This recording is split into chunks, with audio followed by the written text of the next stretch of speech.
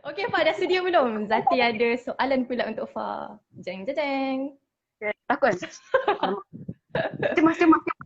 Ucik sikit. Okey, so basically ini adalah soalan-soalan daripada followers Zati lah kan. Kemudian ini adalah soalan-soalan yang terpilih yang kita nak bincangkan pada petang ni. Semoga memberi manfaat pada yang sedang mendengar. InsyaAllah. Soalan yang pertama, okey. Uh, okey, kenapa kan ada orang dia tak tutup aurat.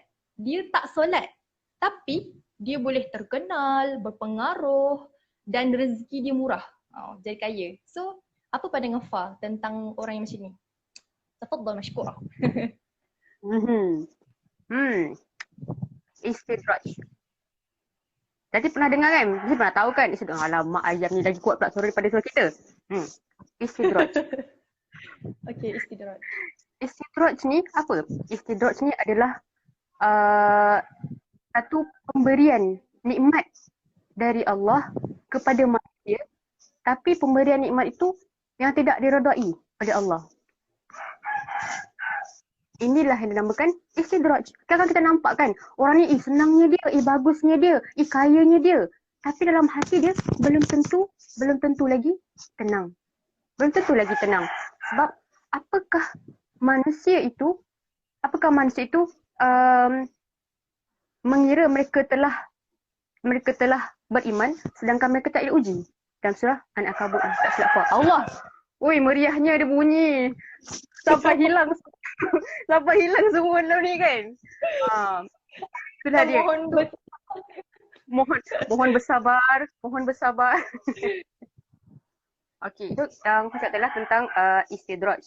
Bila bila kita nampak orang tu kaya, dia nampak senang, dia nampak mewah.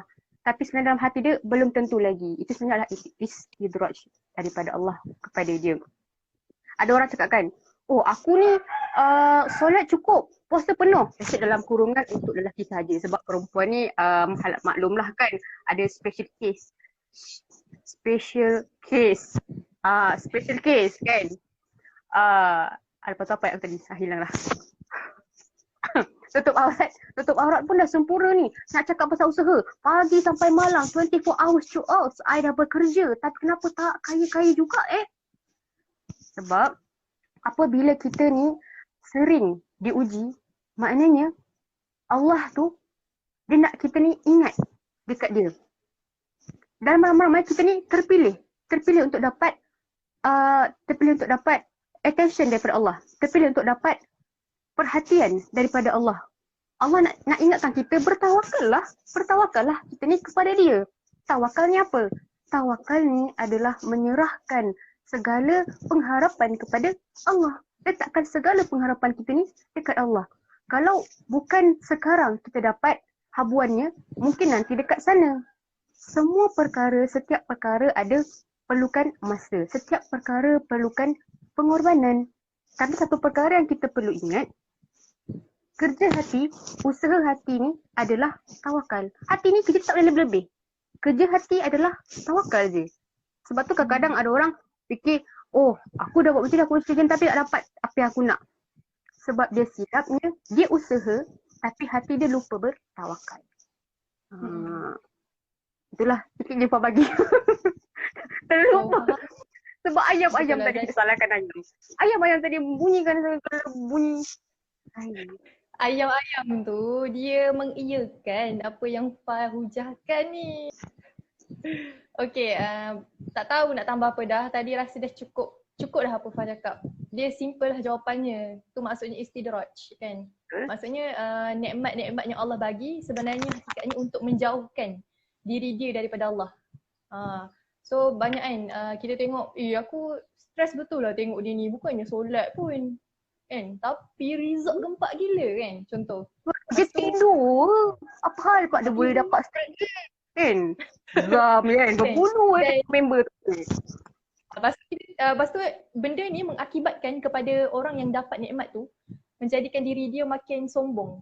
Menjadikan diri dia makin jauh daripada Allah. So itulah istidraj.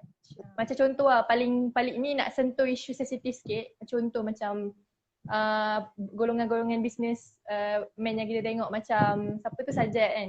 Dia kan sangat mewah kan. Dan tapi bahkan dia adalah golongan-golongan transgender. Tapi kenapa masih lagi Allah berikan rezeki yang kaya raya pada diri dia kan? Mungkin itu antara salah satu faktor yang kita boleh nampak lah, istiraj lah pada dirinya sebab benda tu membuatkan dia makin sombong dengan kekayaan yang dia ada. Contoh macam kita tengok kalau masa zaman Nabi, kita tengok masa zaman Nabi Musa, siapa yang harta korun tu kan? Dia meminta kepada Allah untuk diberikan kekayaan. Okey, kemudian Allah bagi dekat dia, tapi akibatnya dia lupa pada Allah dan akhirnya Allah menenggelamkan segala apa yang dia ada pada dalam tanah. So sebab itulah kenapa sekarang kan orang Melayu panggil harta korun. Tu nak cerita tentang ni lah sebenarnya. Korun tu yang ditelan bumi disebabkan kesombongannya atas kekayaan yang Allah bagi pada dia yang akhirnya dia lupa pada Allah. Yang akhirnya dia merasakan diri dia lebih hebat daripada yang menciptakannya, lebih hebat daripada yang memberikannya nikmat. So basically apa je yang kita ada ni, kita tak ada apa-apa pun sebenarnya. Kita kena sentiasa bear in mind yang kita sebenarnya tak ada apa-apa. Semua ni apa yang kita ada hanya pinjaman Allah. Jadi apakah selayaknya untuk kita sombong? Langsung tak ada tak berhak untuk kita sombong apa-apa. Sedangkan diri kita sendiri pun bukan milik kita. Macam mana nak katakan ini aku punya. Betul?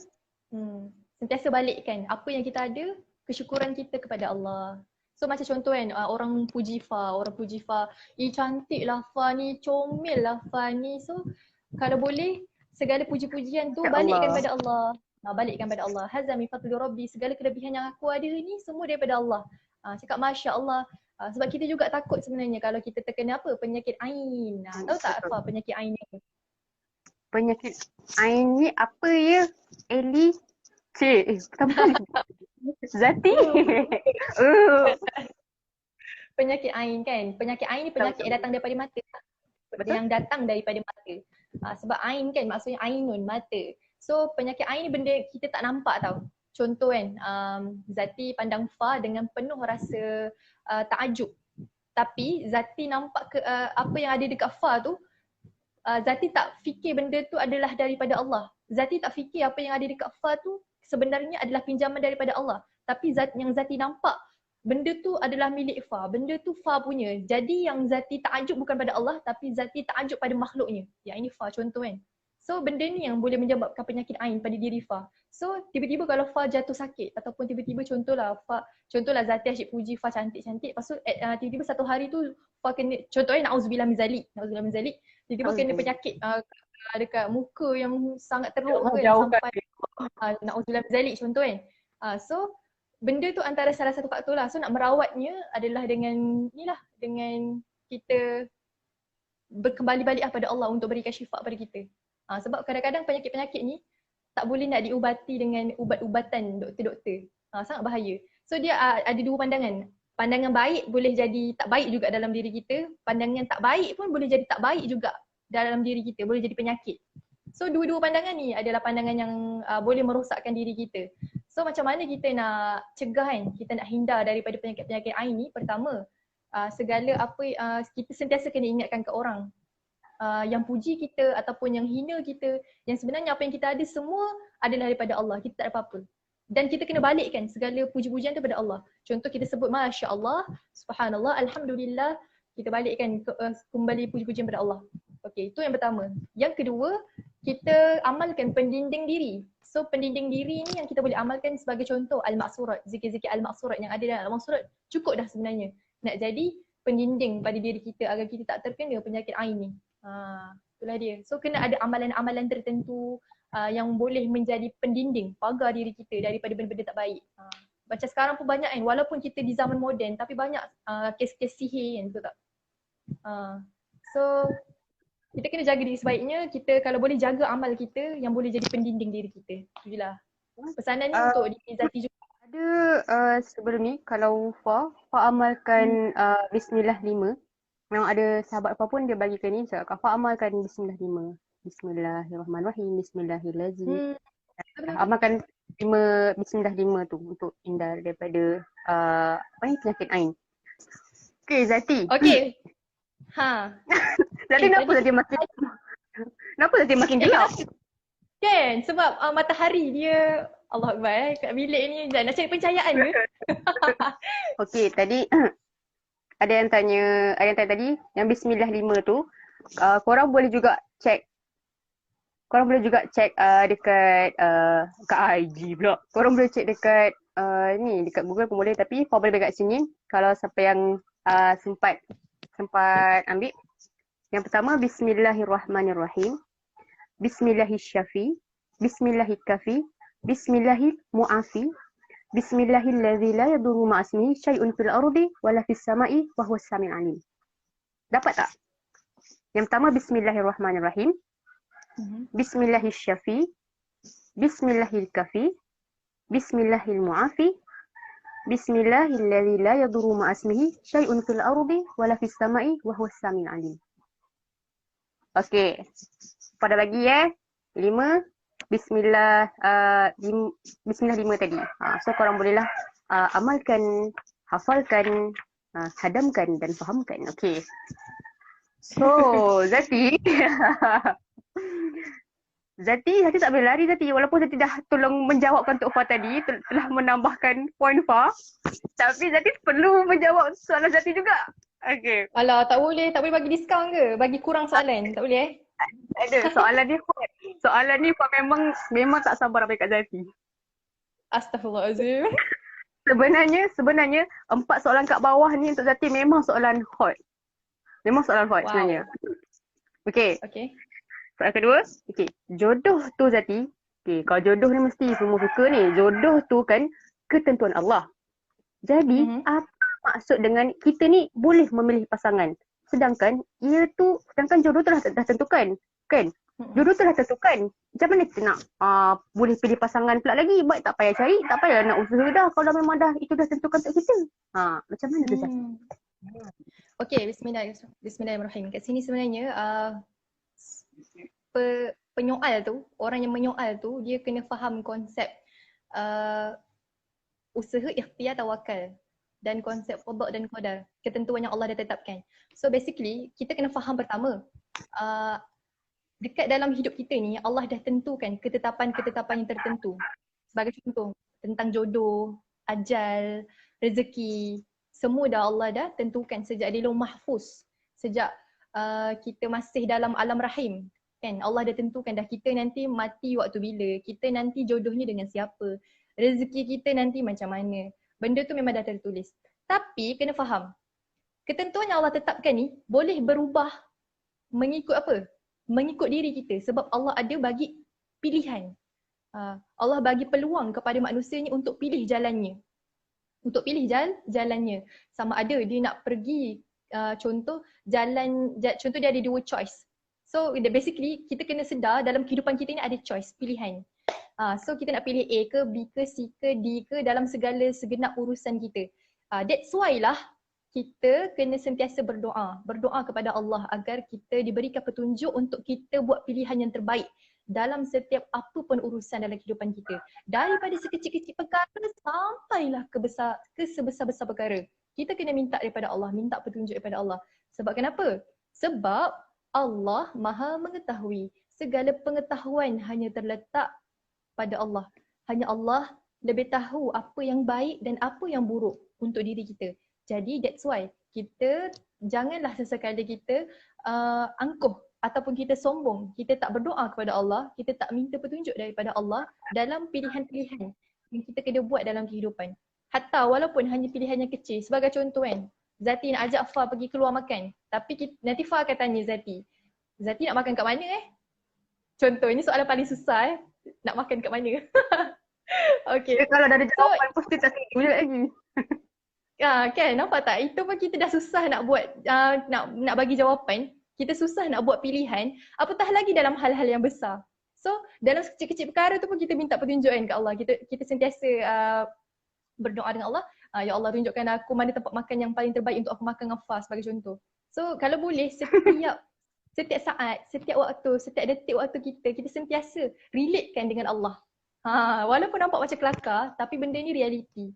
Sebab apa? Sebab itulah that's why kenapa kita bersyukur. Kita hidup sebagai seorang Islam. Kita jelas Allah Subhanahu Taala yang menyusun takdir kita. Cuba kita tengok kan, kalau dekat luar negara sana, orang negara-negara yang bukan Islam, mereka kehidupannya sangat kompetitif tau. Sangat kompetitif. Mereka kalau boleh nak jadi yang paling terbaik, lawan bersaing antara satu sama lain, sehingga menyebabkan apa tau? Stres yang melampau bila contoh apa yang dia nak tapi tak dapat. Diorang tak ada konsep redha, diorang tak ada konsep tawakal, diorang tak ada konsep berdoa pada Tuhan, percaya pada Tuhan. Jadi menyebabkan apa yang diorang nak tapi diorang tak dapat, diorang akan kecewa dan sekecil-kecewanya, sehingga menyebabkan diorang mengambil keputusan untuk bunuh diri, untuk buat jahat dan sebagainya. So sebab kenapa? Sebab diorang tak ada konsep ni lah yang ada dalam hidup diorang.